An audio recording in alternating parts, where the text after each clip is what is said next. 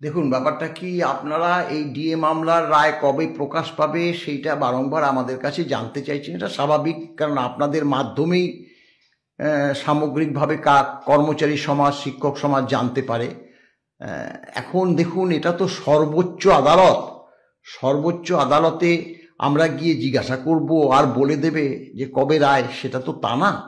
বা আমরাও যখন আমাদের সুপ্রিম কোর্টের আইনজীবীদেরকে বলি, তখন তারাও বলে যে দেখুন, ব্যাপারটা কি, এখানে তো যারা শুনানি শেষ করে তাদের তো প্রচুর মামলা, স্বাভাবিকভাবে তারা সময় একটু তাদের প্রয়োজন হয়।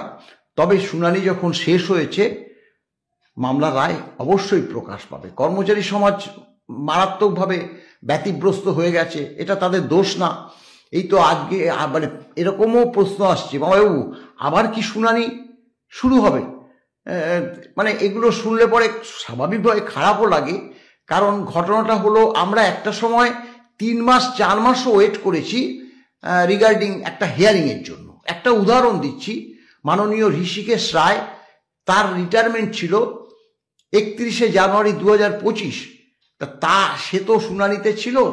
তিনি লাস্ট যে শুনানিটা করেছে 7ই জানুয়ারি 2025, তিনি সেই দিন ডেটটা দিয়ে গেল 25শে মার্চ 2025।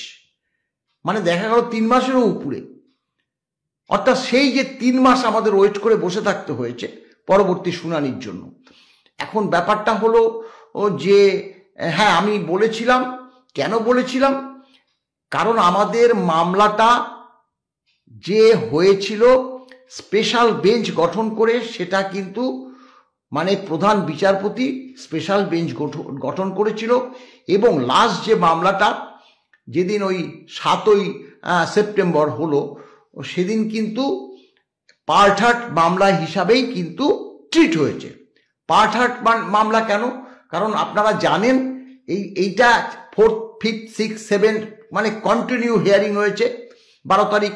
মানে এগুলো অধিকাংশ শুনানি যদি কোনো বেঞ্চে হয়ে থাকে, একটা দুটো শুনানি যদি পরবর্তীকালে বাকি থাকে, তাহলে সেটা পার্ট হিসাবে ট্রিট হয়।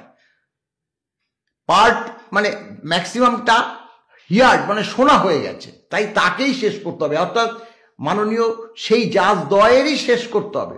তাই এই মাননীয় সঞ্জয় কারণ এবং প্রশান্ত কুমার মিশ্রের বেঞ্চই 7ই যে সেপ্টেম্বর পার্ট হিসাবে স্পেশাল বেঞ্চে কিন্তু শুনানি শেষ করে।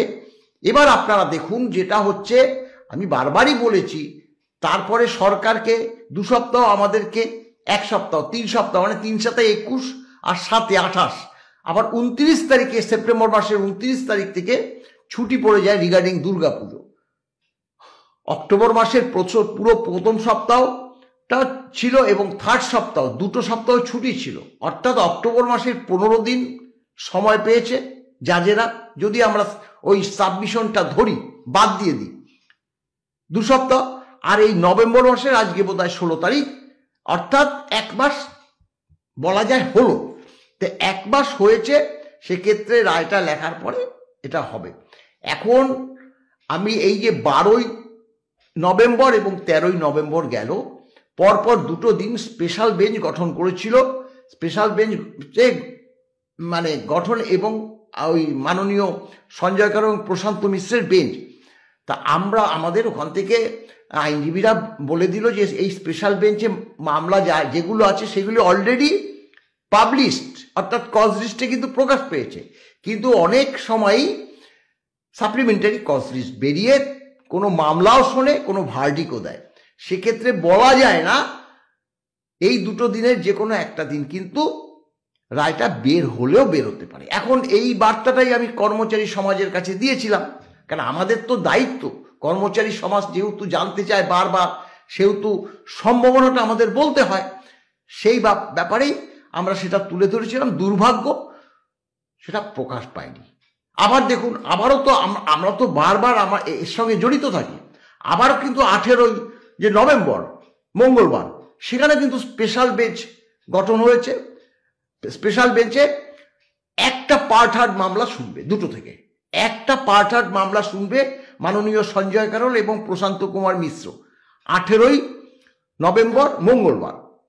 এখন এটাও যে ক্ষেত্রে 12-13 তারিখে বলেছিলাম সেক্ষেত্রেও কি হবে সেটা আমরা জানি না।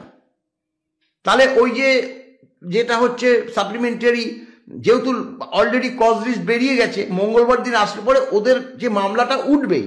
আমাদের যেমন আমাদের মামলাটা উঠেছিল, স্পেশাল বেঞ্চ গঠন করে পার্টার দিয়েছিল, যেমন আমাদের মামলাটা উঠেই ছিল, তারপরে সাপ্লিমেন্টারি যে কজ লিস্ট ছিল সেগুলো পরবর্তীকালে উঠেছে। সাপ্লিমেন্টারি বেরিয়েছিল, সেদিনকেও বেরিয়েছিল ওই 7ই সেপ্টেম্বর। তা এখন সাপ্লিমেন্টারিতে বের হবে, কিন্তু সাপ্লিমেন্টারি আমাদের যে ভার্ডিক্টটা থাকবে কিনা সেটা আমরা কিন্তু বলতে পারি না। তবে 18 তারিখে আবার এই স্পেশাল বেঞ্চে মাননীয় সঞ্জয় কারোল এবং প্রশান্ত কুমার মিশ্রের বেঞ্চ বসছে 2টো থেকে। তা এখন 2টো থেকে যেহেতু একটা পার্ট সেটা হয়তো তারা মনে করেছে সেটা শুনানি হতে হতে হয়তো 4টে বেজে যাবে আর ভার্ডিক্ট পড়া যাবে না। তবে ভার্ডিক্টটা যদি হয়ে যায় এখানে ভার্ডিক্ট তো পুরোটা পড়বে না, মূল জিসটা পড়ে দেবে, তারপরে তো ওয়েবসাইটে দিয়ে দিলে সেখান থেকে আমাদেরকে ডাউনলোড করে নিতে হবে। সেটা কি হবে আমরা বলতে পারছি না।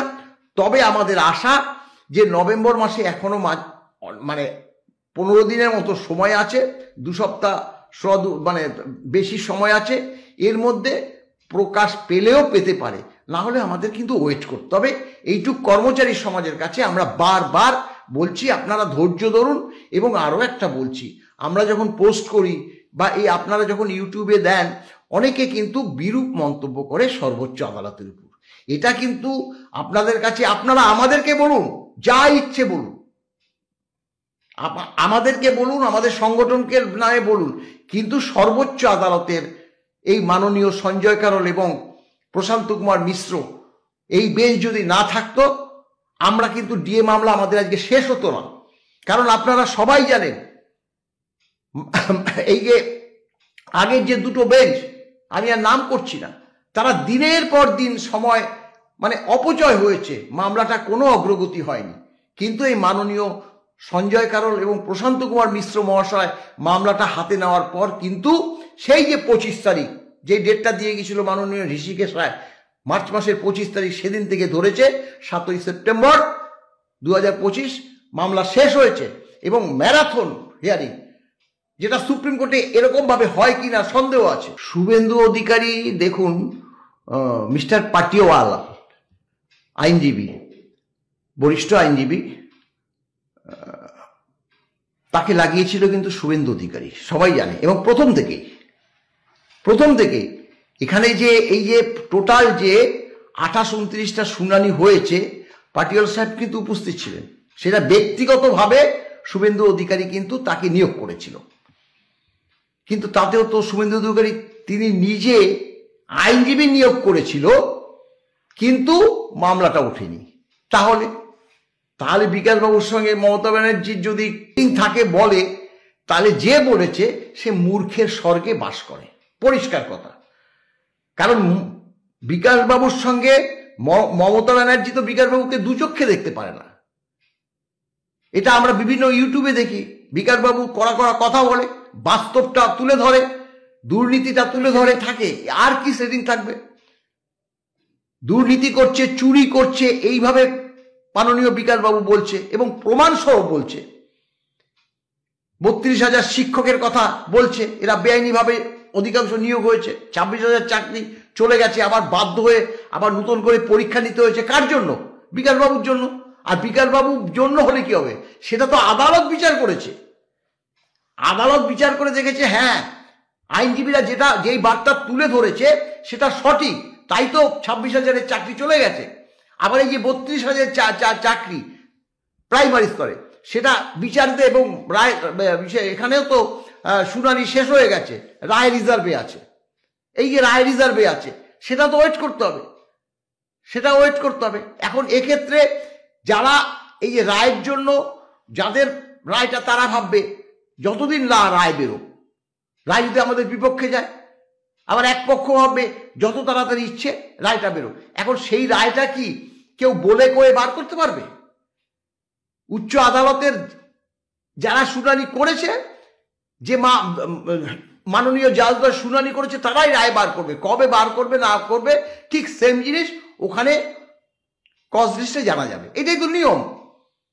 সুদীপ্ত বাবু এই কথা কিভাবে বললো আমি জানি না, কারণ বিকাশ বাবু যদি আজকে এই রাজ্যে একজন আইনজীবী হিসাবে না থাকতো, রাজ্য সরকার তথা এই রাজ্যের মুখ্যমন্ত্রী আরো দুর্নীতিতে ভরিয়ে দিত। বিকাশবাবুকে এই সরকার তথা মুখ্যমন্ত্রী ভয় পায়। আর যেটা বললাম, হ্যাঁ শুভেন্দুবাবুও চাইছে ডিএ মামলায় সরকার পক্ষ হারুক। দেখুন আমরা অনেক সাইকোলজি বুঝি, আমরা কিন্তু ওই রাজনীতি করি না।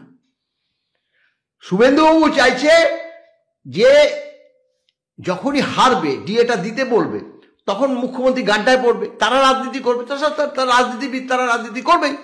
একেই তো সরকারের টাকার মানে এত নয়ছয় করেছে, এখন দেনার দায়ে জর্জরিত। তারপরে ডিএ মামলা যখনই হবে এবার দিতে হবে, শুধু দিতে হবে না, আবার তারাও সামনে যখনই ইলেকশন এটা নিয়ে তারা তো রাজনৈতিক করবেই, তারা কর্মচারী সমাজকে নিজেদের কাছে টানতে চাইবে। তারা বলবে একদম 1 নম্বরেই থাকবে হয়তো ম্যানিফেস্টোতে, এই সরকার যদি দিয়ে না দেয় আমরা ক্ষমতায় আসলে সরকারি কর্মচারীদের এই যে বকেয়া দিয়ে যেটা সর্বোচ্চ আদালত রায় দিয়েছে আমরা আসার সঙ্গে সঙ্গে মিটিয়ে দেবো।